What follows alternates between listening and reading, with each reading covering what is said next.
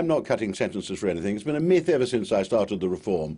At the moment, you get a cut in the sentence you're given if you plead guilty and save the witnesses the ordeal of going through it. And that's a moment a third. That's the system I've taken over. What I'm suggesting is if you do it early and save the victim particularly and the witnesses all the trauma of going through the preparation for a trial where they're going to be cross-examined, accused of lying and so on, then a half can be given as a discount. But the judge will take in account every other aspect of the case as well, and in the end the judge's sentence has got to reflect the seriousness of the offence, and rape is obviously an exceedingly serious offence. But, and this would apply then not just to rape, though, to other serious offences, burglary, robbery, things like that? Rape's been singled out as an example, but mainly to add a bit of sexual excitement to their headlines, but also because it is, of course, a very serious offence. At the moment, if you're someone charged with rape, can get a third off if they plead guilty at any stage. And what we're saying for an early plea, half. Now, if that sounds generous, firstly, the person's obviously showing genuine contrition. But the advantage is the victim, already shocked and traumatised by the rape, is spared the ordeal of having to relive it, be cross-examined in a court, accused of lying, all the things that she will be put through if the person who raped her actually insists on trying to brave it out and persuade a jury that he didn't do it. But, I mean, you mentioned victims' interests being paramount, but do you think it's less traumatic for a victim, obviously not giving evidence in court, but then perhaps to see their attacker back on the streets after a year and a bit? You won't get for what you and I are calling rape. You know, what in conversation we think is rape. I'd be absolutely nobody gets back on the streets after a year and a bit. Before people start illustrating cases, you need to know all the facts of the case accurately recounted. But rape is a serious crime. The starting point for rape, 5, 6 years, goes up to 10 years. The classic rape of someone who leaps out on an unsuspecting woman and forces her to have sex, that's 10 years plus usually. Of course there's a starting point, then the judge has to reflect the individual case. But these are scare stories. Nobody's saying a rape, but a serious proper rape case is going to be let out of prison in 12 months and all the rest of it. And at the heart of it all, is a serious point, how to minimise the trauma for a shocked woman who's already gone through the experience of rape, and if the man tries to brave it out, will actually then have to relive it all and have a new ordeal in court, which is not going to help her to come to terms with the terrible experience she's had. And in terms, again, then, of the protection of the wider public, does this offer them the fullest protection they can expect from the state? That's what I'm aiming to do. The main aim of my reforms is to cut reoffending. I mean, it's a bit of a joke, all these stories that people are latching on to the changes I'm making in sentencing, because I say I'm not actually reducing the tariff for any crime. I'm not letting anybody out of prison.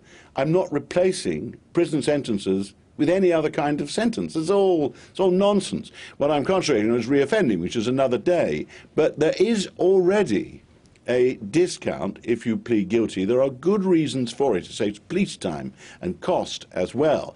But at the heart of it all, particularly in rape, I think, but other cases where the victim is badly traumatised, to save the victim the ordeal, we encourage the person to stop wasting everybody's time and to come clean. So only those who are going to assert their innocence, some of whom will be innocent, will go all the way to a trial. OK. Well, I mean, you mentioned cost there yourself there, Mr Clarke. Can you put your hand on your heart and say, well, that would just be a convenient byproduct, lower costs in terms of police time, court time, and the resultant jail sentence. That would just happen to occur because justice, safety of the public and the victim come first. Mad sums of money on rapid expansions of the prison population without anybody explaining what we're doing it for. So I am trying to halt the rise of the prison population, but the prison population is going to stay not far short of twice what it was in my day.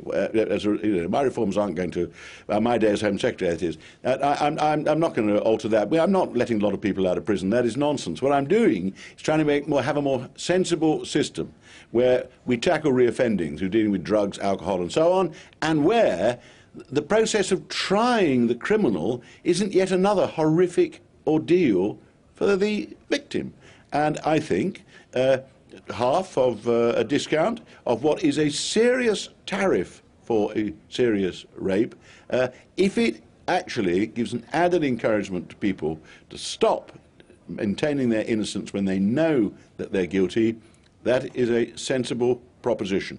Saves money as well? Right. Well okay. and good, because there's no point in wasting money on things that are not doing any public good. Just to lay it on the line, though, over cost, though, if your budget was not being squeezed, you'd be doing this anyway. That's what you're saying. I have thought, I've watched the extraordinary process of criminal justice over the last few years and wondered what some of the Home Secretaries and then Justice Secretaries thought they were doing.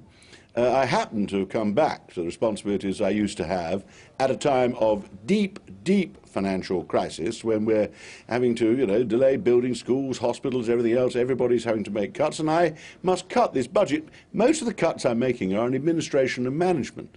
But actually I'm trying to produce a more sensible and intelligent sentencing system which does what it's supposed to do, which is punish serious criminals and protect victims and reduce the number of crimes and victims that we suffer from.